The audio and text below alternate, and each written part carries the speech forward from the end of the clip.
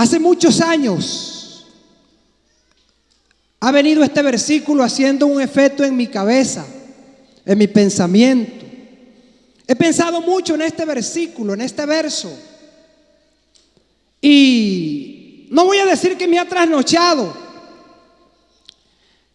pero sí me ha llamado bastante la atención de esta afirmación que hace Joel, o el Señor a través de Joel. Dice: después de esto, amén, después de esto derramaré de mi espíritu. Después de esto, ¿de qué? Es la pregunta que yo me hacía. ¿De qué? ¿De qué? ¿Después de qué? Y esa pregunta daba cabeza. ¿De qué? ¿Después de qué? Porque ahí dice después de qué. Y yo he escuchado a muchos predicadores hablar de este tema, y siempre van ahí al texto: después de esto, y de ahí para adelante, después de esto derramaré de mi espíritu. Pero yo estaba meditando que todo tiene su orden. Amén. Aleluya. Y yo estaba pensando, pero ¿qué quiere decir con esto? Después de esto. Amén. Y entonces eso estaba en mi mente hacía mucho tiempo. Y yo estaba orando al Señor.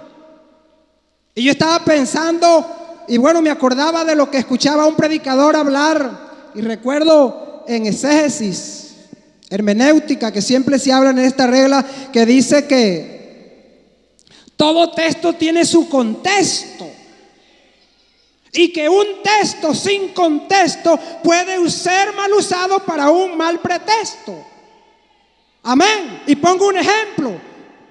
Si en una vitrina muy vistosa de un negocio usted encuentra un recipiente con un líquido burbujeante y rosado, y hay un aviso, y usted alcanza a ver en el aviso: bebida dulce y efervescente, y usted se la toma, se puede meter en un gran problema, porque usted no ha visto bien. Y cuando usted de pronto observa bien el vaso, en el vaso el aviso dice: bebida dulce y burbujeante, no apta para ser humano.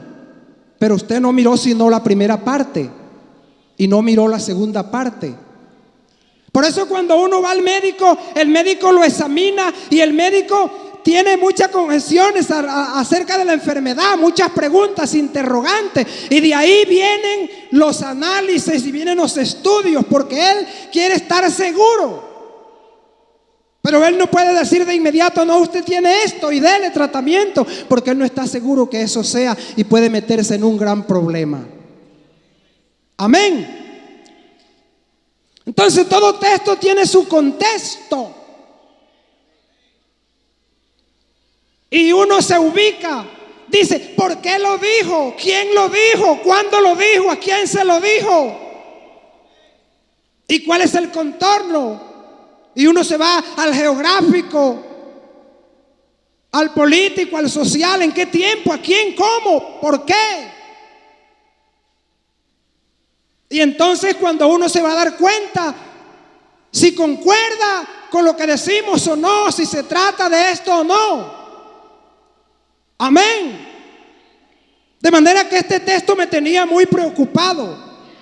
Y yo veía que siempre se decía: después de esto derramaré de mi espíritu sobre toda carne. ¿Después de qué? Y entonces yo tomé el libro de Joel. Pues Joel fue quien lo escribió. Entonces Joel debe saber qué fue lo que él quiso decir con eso. Y si Joel no sabe, el que le dictó a Joel debe saber. Yo no creo que Joel lo tomó de sí mismo, sino que hubo alguien poderoso y grande que iluminó la mente de Joel y le dijo: escribe esto. Y cuando él tomó la pluma para escribir, es porque ya el Señor sabía lo que estaba diciendo.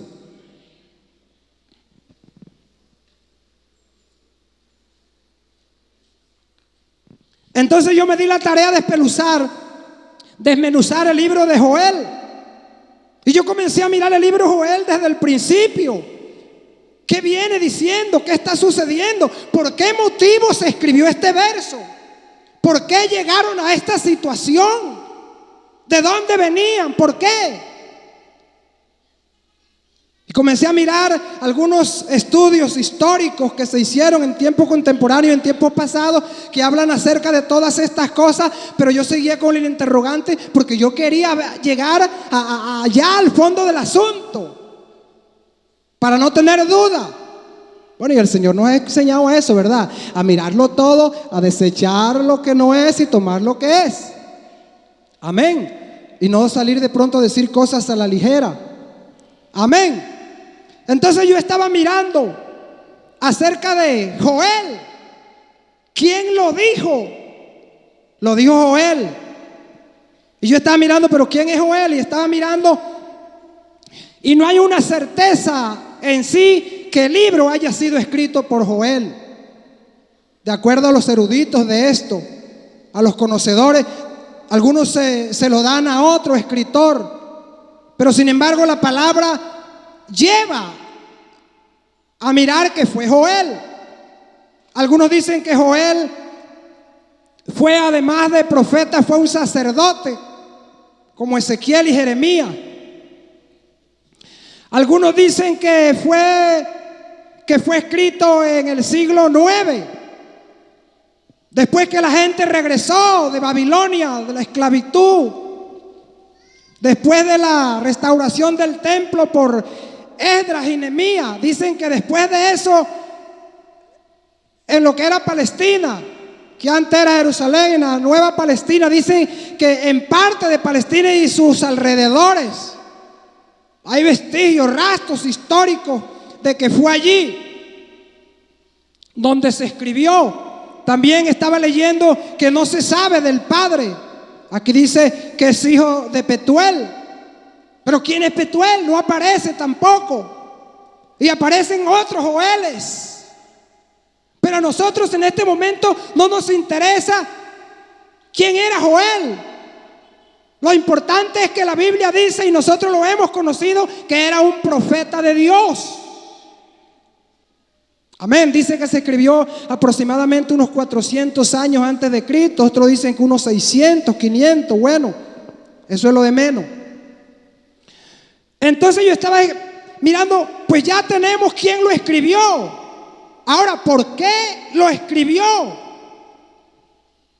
Y estaba mirando la situación que él narra en su libro. Y dice la palabra de Dios.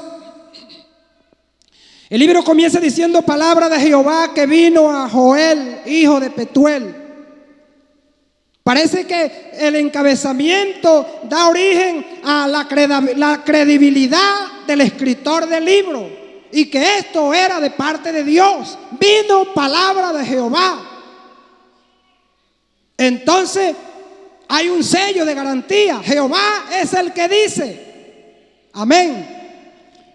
Y comienza a narrar la situación que se estaba viviendo en esa parte de la tierra en ese entonces, cuando el Señor le ordena escribir acerca de esto. Dice la palabra de Dios: oíd, ancianos, y escuchad todos los moradores de la tierra. ¿Ha acontecido algo semejante en vuestro día o en los días de vuestros padres? Y él dice: de esto contaréis a vuestros hijos y a los hijos de vuestros hijos y sus hijos a sus hijos por todas las generaciones. El Señor estaba interesado que este asunto no solamente quedara ahí, sino que fuera recordado y que quedara por todos los siglos en la mente de los hombres. Y él dice: de lo que comió la oruga, de lo que dejó la oruga comió el saltón. De lo que comió el saltón, de lo que dejó el saltón comió el revoltón. Y la langosta terminó con lo poquito que había dejado el revoltón. De manera que se viene haciendo una narración bastante triste de la situación de ese entonces. Parece que el pueblo del Señor, el pueblo de Israel, como siempre, le había dado las espaldas a Dios. Habían dejado esa fuente de agua viva y habían cavado para ellos cisternas rotas que no retienen agua. Se habían olvidado del Dios grande y poderoso y se habían ido detrás de fábulas. Habían estado en esclavitud y venían con muchos pensamientos y muchos conocimientos adversos y habían hecho una mezcla, perdiendo toda genuidad de la enseñanza del Señor. Y el Señor parece que se desagrada con esto. Y entonces dice Joel que se presenta una situación terrible. Viene la langosta y la langosta arrasa con toda planta verde, con todo cultivo, con todo árbol verde. Fue una cosa espantosa. Algunos escritores dicen que está tipificando ejércitos enemigos, miles de soldados que vinieron y devastaron, pero parece que se está refiriendo a langostas reales, enjambres inmensos de langosta que llegaron sobre toda esa comarca y arrasaron toda hierba verde. Dice la palabra de Dios que acabaron con las palmeras, con el manzano, con las vides, con el trigo, con la oliva y con todo tipo de grano. Dice que llegó el momento en que en los campos solamente se veían las ramas blancas, porque toda la corteza había sido arrancada por las langostas. Era una situación casi terrorífica, terrible. Toda planta verde había desaparecido, muerto. Además de eso, de la destrucción de las plantas, de los cultivos, se presenta un problema ahora. Y es un problema de hambre. ¿Por qué? Porque no había alimento. El vino desaparece, el trigo desaparece, las hortalizas desaparecen, los árboles desaparecen. Solamente quedó hoja, las pocas hojas que dejaron tendidas. Y en algunos manantiales a la orilla de las colinas, algunas falditas con campo, pero todo estaba seco. Era un gran problema. Y además de esto se presenta otro problema, y es que luego de eso, entonces viene una gran sequía. Una sequía terrible. Parece que no fue suficiente que se comiera toda la hierba y todas las plantas verdes, sino que ahora se presentaba una sequía terrible.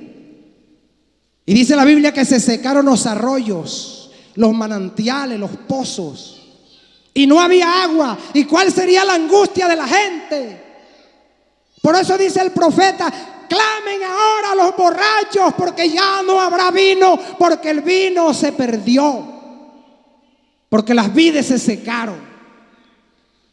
Y él dice: clame la joven, vístase de cilicio y clame como quien pierde a su esposo. Era una situación terrible, pero parece que no era suficiente. Entonces se presentó otro problema, y es que al estar todas esas hojas tendidas secas y toda esa coroña y árboles, viene un fuego y prende todo. Imagínese usted. Lo poquito que había quedado seco se quemó. Por eso el profeta dice: clame, sacerdotes, lloren, hay calamidad en el templo. ¿Por qué? Porque es que el templo vivía de las ofrendas, de los diezmos, de las primicias, y no había primicia, no había ofrenda, no había diezmo. Entonces, ¿qué iban a comer los sacerdotes? De manera que la situación se tornaba difícil. Y dice que llegó un momento en que los animales comenzaron a aullar y comenzaron a bramar y a andar de un lado a otro desesperados, porque no había agua ni pastos. Y entonces él dice: oh, bramen animales de la tierra, clamen, clamen. Era una situación terrible, difícil.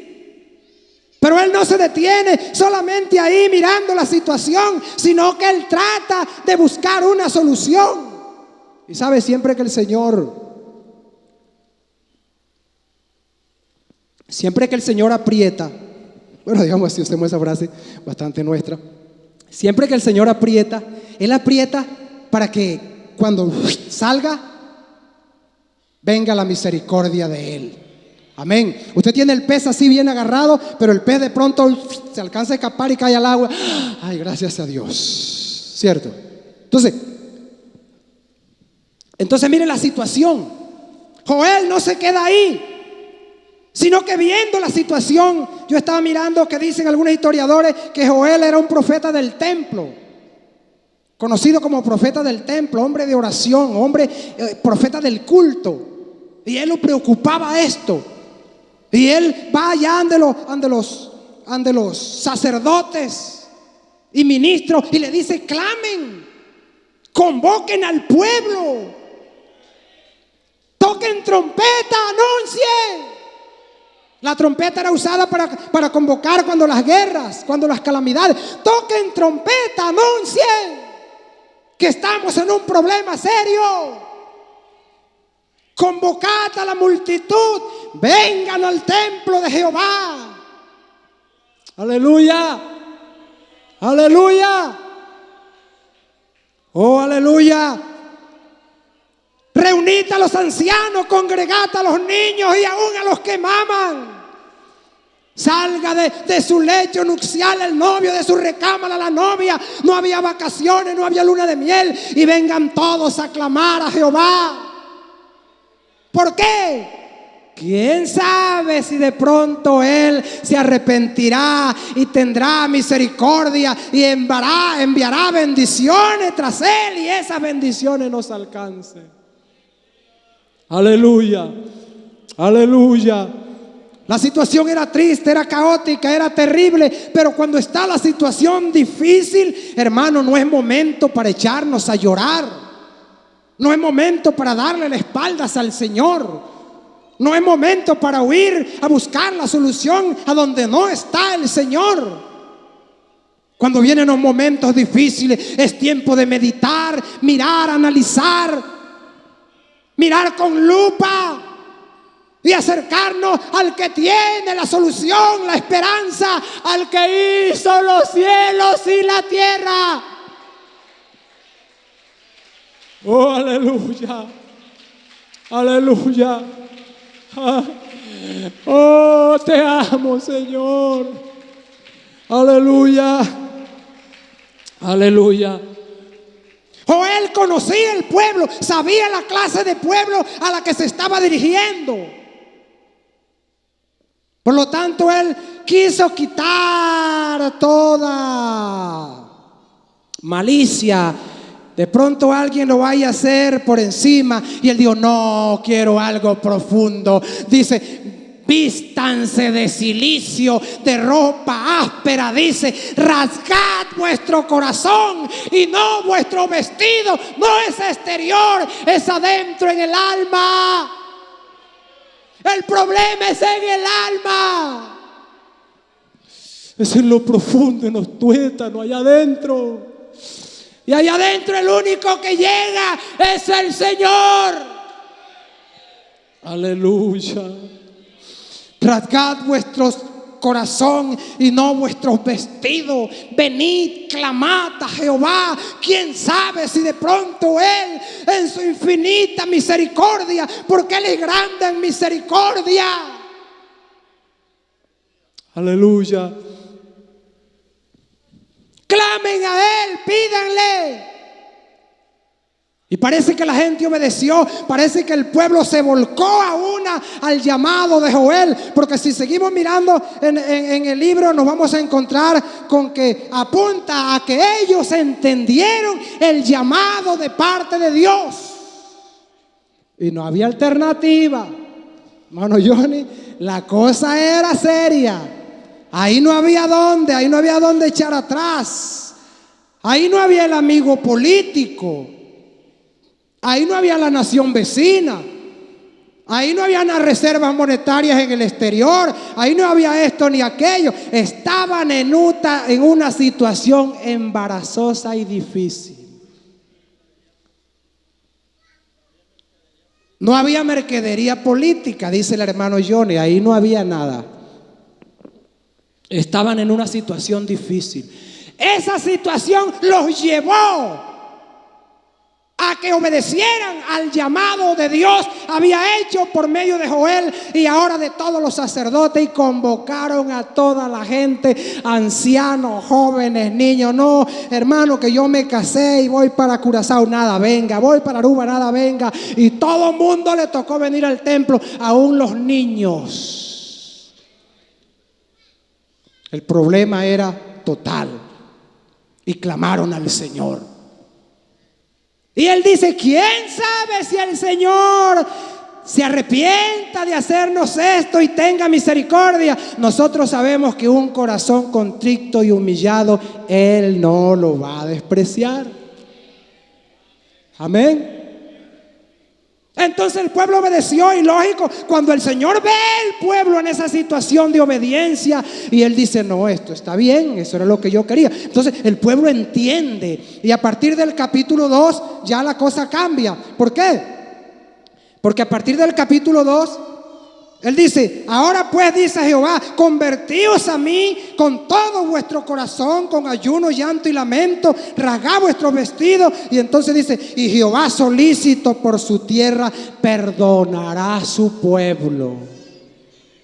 Jehová, solícito por su pueblo, por su tierra, perdonará a su pueblo. Responderá Jehová a su pueblo y dirá: yo os envío pan y aceite, y os saciaréis y seréis saciados de ellos, y nunca más pondré en aprobio entre las naciones. Haré alejar de vosotros al del norte, al del sur, al del occidente, al del oriente. Serás para mí un pueblo especial. El día que nosotros entendamos que debemos volvernos de todo corazón al que un día nos llamó con ese llamamiento poderoso y nos sacó, nos arrancó de esa cantera de pecado donde estábamos sumergidos, y nos trajo aquí a lugares celestiales con Cristo Jesús. El día que nosotros entendamos eso y hagamos como dice el profeta, entonces el Señor comenzó a hacer cosas grandes.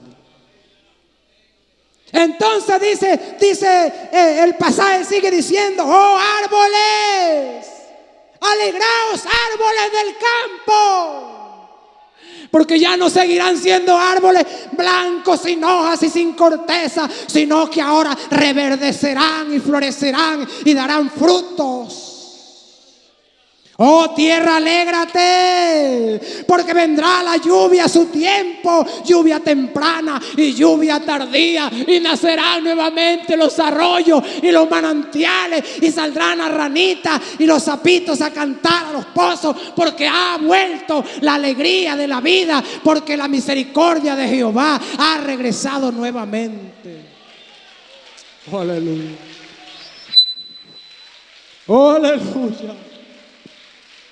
Y él decía: oh árboles, alégrense. Y él decía: animales, bueyes, alégrense. Ya no andarán bramando de aquí a allá desesperados, porque Jehová enviará pasto verde, agua dulce, y os saciaréis y viviréis y seréis animales gordos, rebosantes de alegría.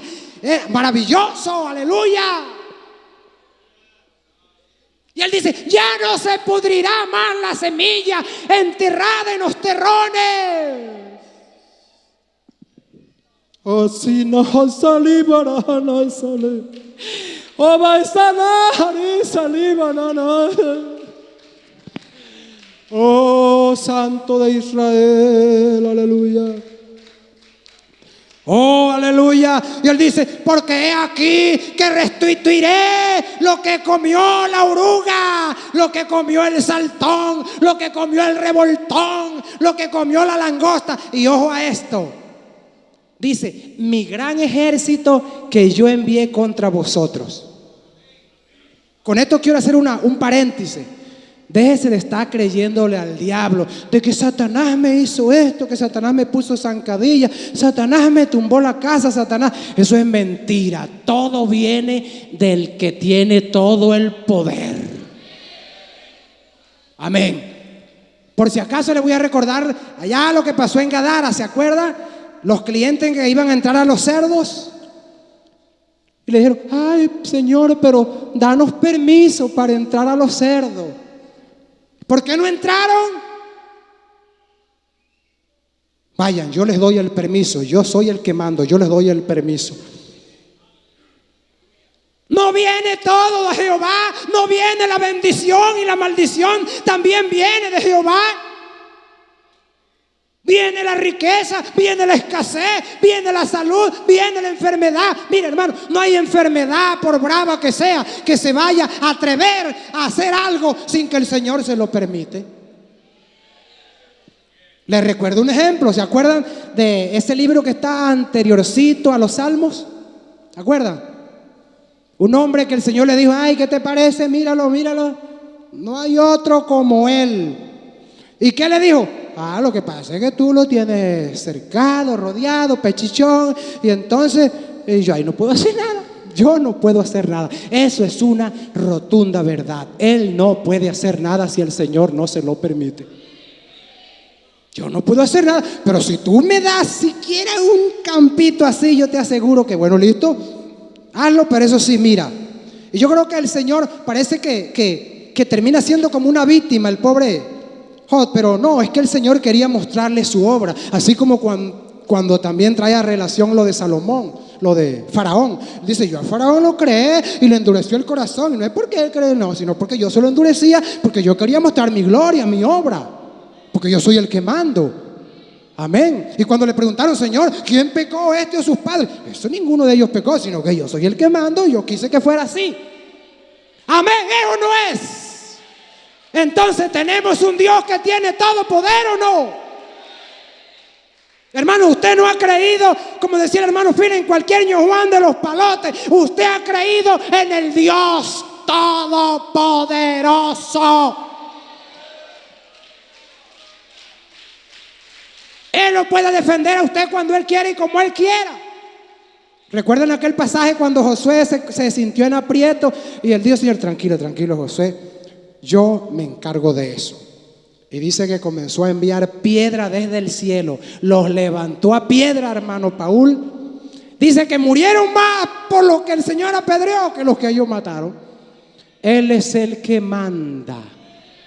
Entonces Joel estaba ubicado. A mí no me interesa si era profeta, si no era, en qué siglo fue, si ese era el nombre de él, si este era el papá. A mí me interesa que era un hombre ubicado en el Señor, y que este hombre ubicado en el Señor obedeció a la palabra de Dios, le creyó, y el Señor por medio de él mostró cosas grandes que están escritas hasta el día de hoy. Y se cumple lo que él dijo: estas generaciones y las otras y las otras. Y mire, quizá cuántas generaciones van a escuchar esto, porque así lo quiso el Señor.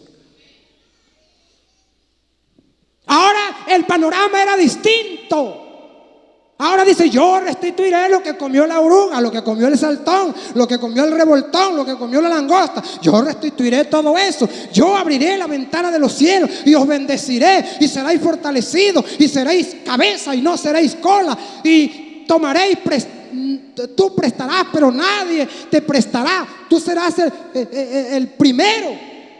Amén. El Señor cumple todas esas cosas.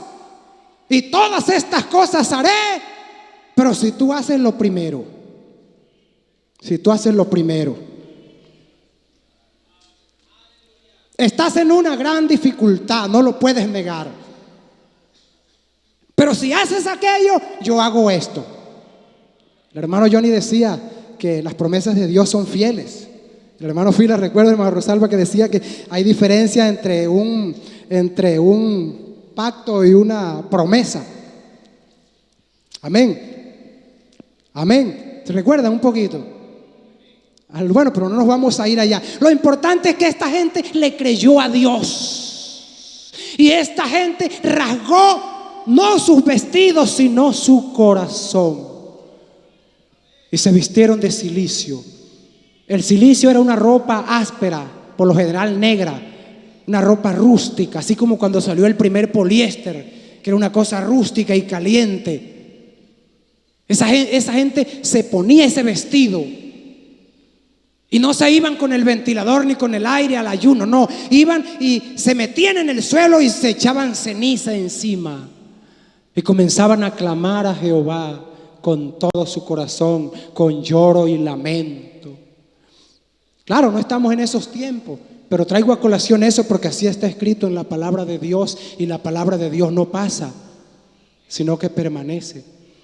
Esta gente entendieron, este pueblo entendió, toda esta comarca entendió y se fue de rodillas y clamaron a Jehová. Y entonces Jehová trajo bendición a su pueblo por medio de lo que había dicho Joel, y se cumplió la palabra al pie de la tierra, al pie de la letra. Y entonces las naciones vecinas tuvieron que decir, yo estaba recordando lo que dice el Salmo 126.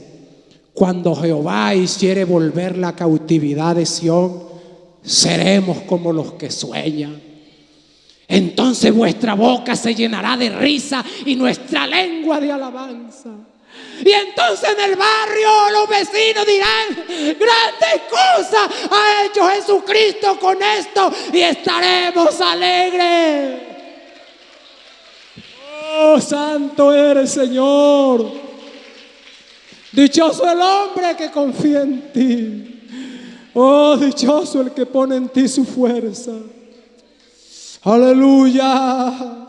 Aleluya, bendito el nombre del Señor. Bueno, tengo una dificultad con hermana Maribel. Hermana Maribel me dijo: hermano Augusto, tengo un problema, hay almuerzo y si usted termina rápido los almuerzos se me quedan.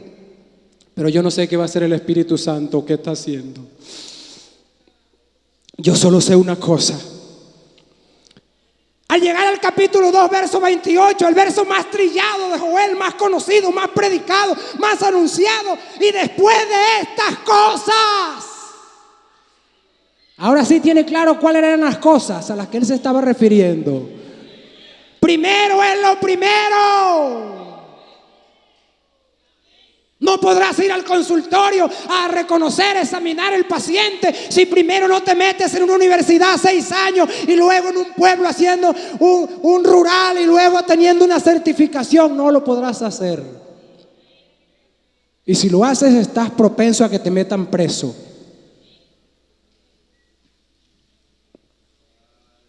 Todo tiene su orden. Dios estableció las cosas. Yo no me puedo ir para la embajada de Estados Unidos o luego para irme directamente al aeropuerto y montarme con mi maleta. No, yo voy para Nueva York, comprar mi tiquete y yo voy para Nueva York.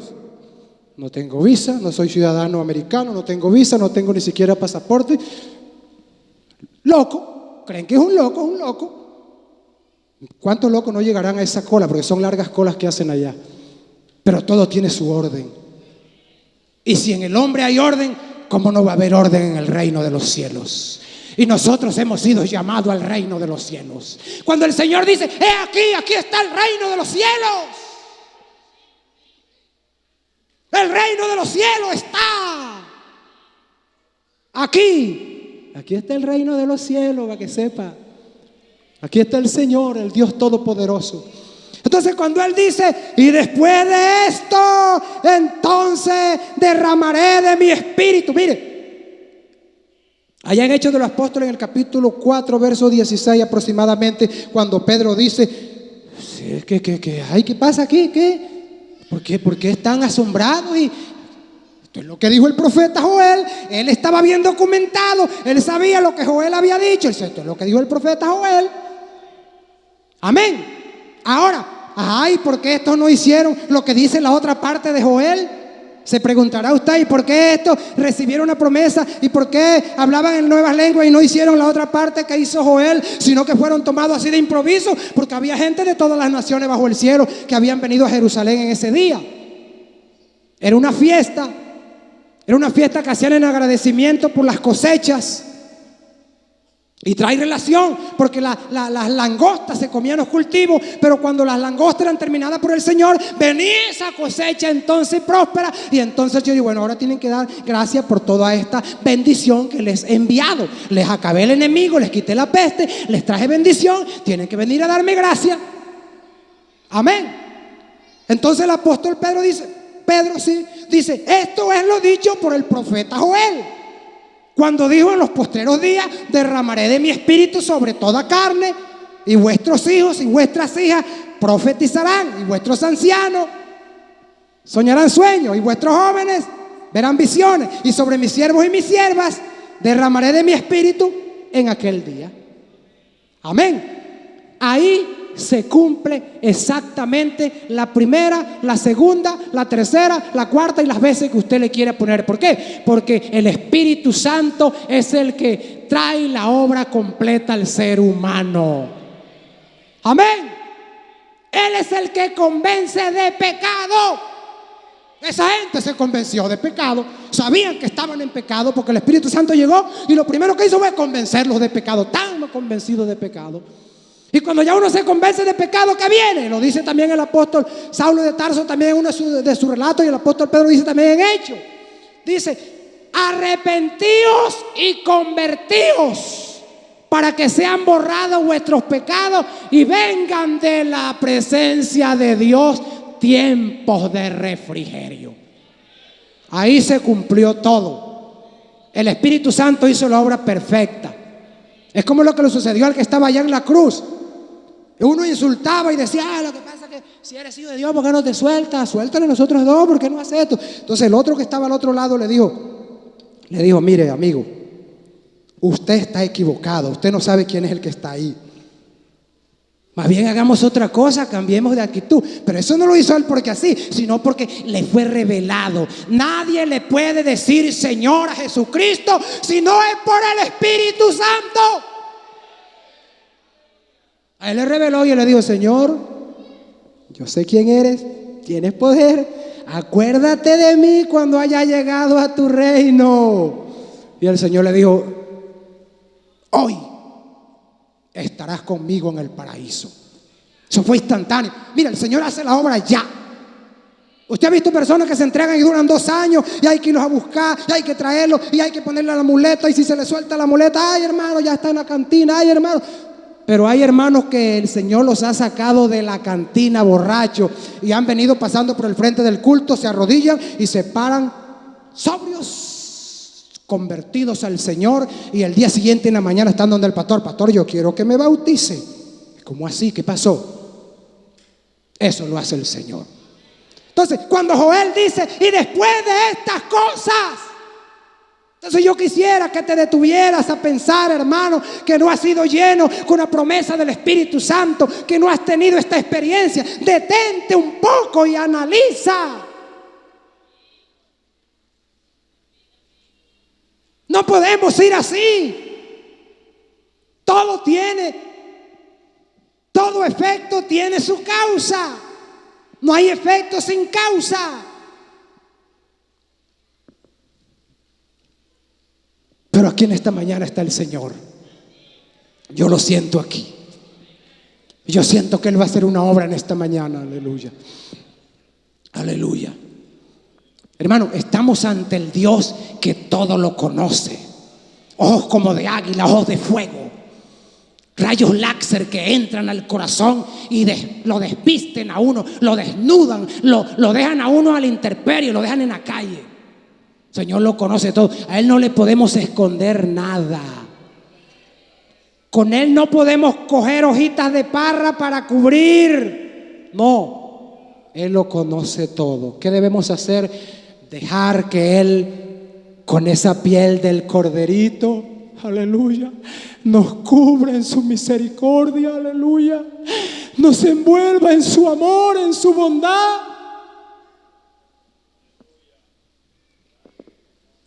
Y nos libre, aleluya, y nos ayude. Yo les voy a invitar a estar en pie. Aleluya. Hay poder en el nombre de Jesucristo. No digo esto porque no me gustaría ser adivino. Pero el Señor sí sabe tu vida, sí la conoce. El Señor sabe cuáles son tus andanzas y tus pasos. Y Él sabe que su venida está cerca. Y también sabe que la oruga y el devorador está acechando y que la muerte en Valledupar está en la esquina. Bueno, el hermano Clomiro no le gusta que diga, pero el hermano, orábamos por el hermanito porque le dieron una pedrada en la cabeza. Y yo decía, Señor, no sea que estaba metido ahí en ese evento que había en la Plaza del Primero, donde había una cantidad de pandillas porque tenía un artista champetero y eso estaba terrible. Yo fui y guardé el carro porque yo no podía, porque se sentía una cosa pesada, un ambiente terrible. Eso es lo que el diablo hace. Pero aquí tenemos al Dios que tiene toda autoridad, al cual no se puede coaccionar. Él pregunta: ¿quién me ha enseñado a mí?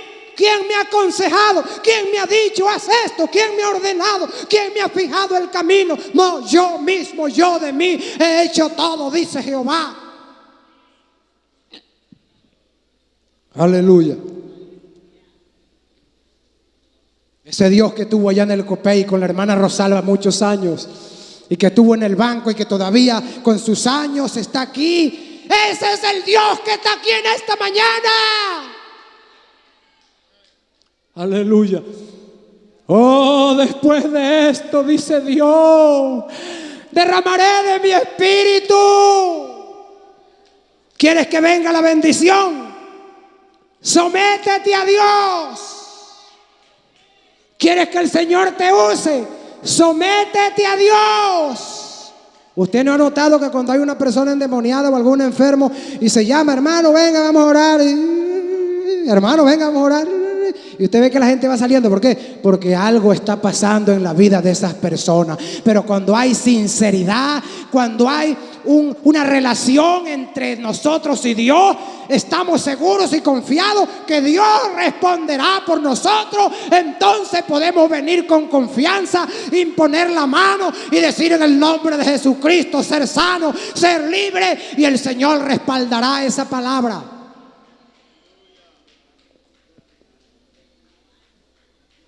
Hermano, estamos en los últimos días. Joel habla de los últimos días, de ese día terrible y espantoso que vendrá sobre la tierra. Y él dice día de nublado, de oscuridad. Oscuridad, nublado, es lo que está sucediendo en el mundo. El mundo está en tiniebla. Así como estaban allá en Egipto en tiniebla, pero había una colonia de hijos de Dios en otro lugar de la nación que estaban en luz, porque la luz perpetua los iluminaba, y esa luz está aquí en esta mañana. Yo voy a invitar a quien quiera venir, a quien quiera en esta mañana rascar su corazón y no su vestido. Te invito a que no te dé pena, no te dé vergüenza. No te dé vergüenza. Es mejor que hoy arregles tu situación con Dios, porque no sabemos qué va a pasar mañana. No sabemos. No sabemos qué va a pasar mañana. Nosotros estamos en un presente. El Señor dice, hoy es día de salvación. Hoy es día. Mañana, el mañana le perteneces a Él. Él es el que sabe qué va a hacer mañana. Pero si yo no ando bien, entonces ¿qué? Por eso cuando se dice, hermano, ¿cuántos? Si el Señor viniera hoy, ¿cuántos se van con el Señor? Callado.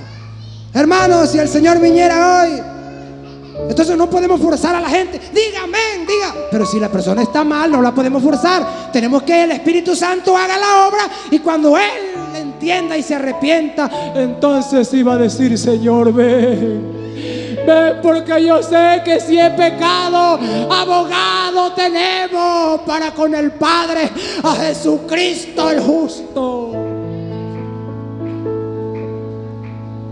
Venga, hermano, usted no puede seguir así. No debe seguir así. Hermanita, no siga así. No trate de guardar, de esconder, de ocultar. Usted ante el Señor está descubierta. Yo estoy descubierto.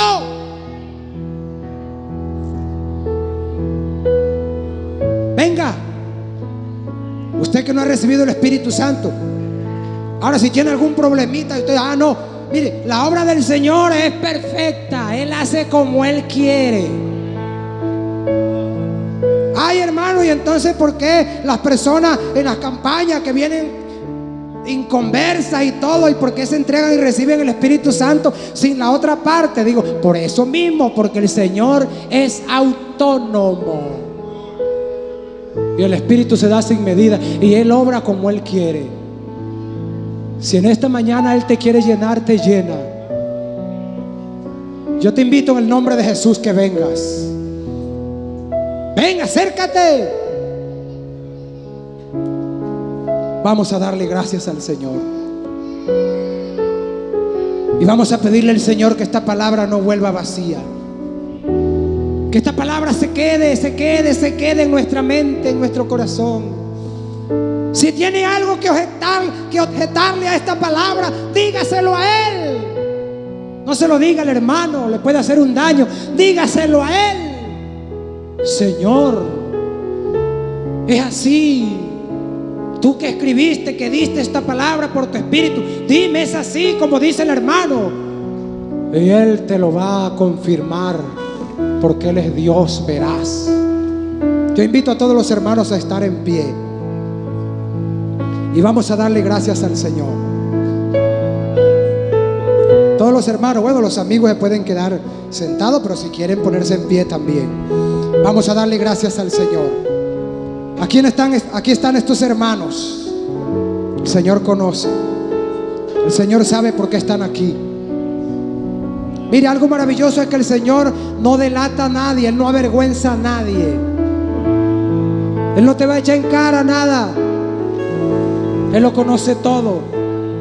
Lo que quiere es que tú en esta mañana le confieses a Él. Hermano, seamos sinceros con el Señor. Nosotros sabemos que estamos fallando. Digámosle: Señor, estoy fallando. Hagamos como el hijo pródigo: he pecado contra el cielo y contra ti. Ya no soy digno de ser llamado tu hijo. Pero por favor, ten misericordia de mí, ayúdame. Aleluya. Vamos a orar. Yo no voy a invitar a ninguno que venga a orar por los hermanos. Aquí está el Señor y vamos a orar. Si usted siente, bueno, pero si no siente, quédese allá. Es mejor que sea sincero. Si no siente venir, no venga, quédese allá. Y vamos a orar en esta mañana. Y vamos a decirle al Señor que si hemos fallado. Y vamos a pedirle al Señor que si hemos sido ligeros y hemos fallado, si hemos sido contumaces y rebeldes, Él tenga misericordia de nosotros. Si Él ha permitido que la oruga se coma parte de nuestra alegría, si Él ha permitido que la langosta se coma nuestra seguridad, si Él ha permitido todas estas cosas, vamos a pedirle a Él mismo que envió su ejército, que tenga misericordia y lo detenga y nos envíe refrigerio desde lo alto a nuestra vida. Él puede hacerlo en esta mañana. Hagámoslo de corazón sincero. Hermano, levanta tus manos, cierra tus ojos de corazón sincero. Háblale como si Él estuviera a tu lado. Habla no al aire, sino a Él. Dile: Señor Jesús, soberano y eterno, tú que hiciste los cielos y la tierra, Señor. Oh, tú que por boca de David tu siervo dijiste: ¿por qué se amotinan los pueblos y la gente piensa en cosas vanas? Oh Señor, tú eres grande, tu misericordia es infinita, Señor. Oh, mira a mi hermano en esta mañana. Mira ese adolescente, mira ese niño, mira esa anciana. Oh, mira ese hermano que está en el peligro, a punto de tropezar. Oh Señor, ayuda a estos hermanos que han pasado al altar, a estos hermanos que han tenido un corazón sincero en esta mañana. Ayúdale, Señor.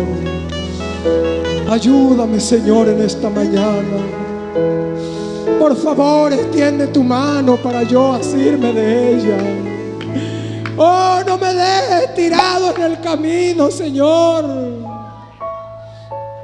Quédate conmigo, Señor. Quédate conmigo, Señor, que se hace tarde. No me dejes en la penumbra.